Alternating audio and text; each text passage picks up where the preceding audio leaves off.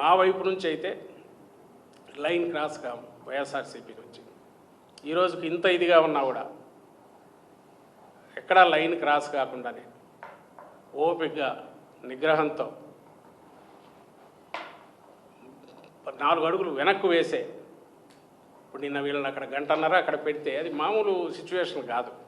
నిజంగా హాల్లో ఉండే 400-500 మంది వచ్చి మీద పడితే ఇంకా అక్కడ ఏం జరుగుతుంది? రణరంగమే కదా. చంద్రబాబు నాయుడు కోరుకుంటున్నాడా? ఆయన ఆన్సర్ ఇవ్వాలా.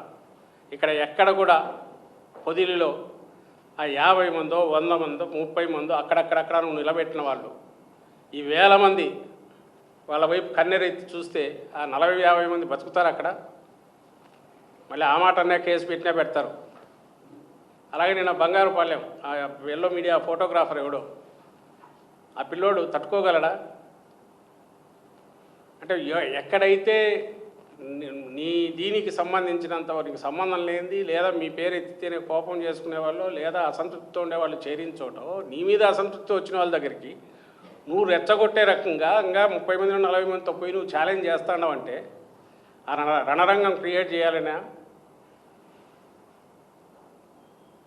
అర్థం కావట్లా. ప్రజలు గమనించాల్సింది ఏంటంటే 1000 మంది ఒక దగ్గర చేరిన ఒక 50 మంది వచ్చి రెచ్చగొట్టిన నిగ్రహంగా ఉన్న వైఎస్ఆర్సీపీ కార్యకర్తలు వైఎస్ఆర్సీపీ సానుభూతి పరులు జగన్మోహన్ రెడ్డి గారిని ప్రేమించేవాళ్ళు వాళ్ళ నిగ్రహ శక్తిని వాళ్ళ మనోబలాన్ని వాళ్ళ ఓపికను గమనించాల్సిందిగా కోరుతున్నాను.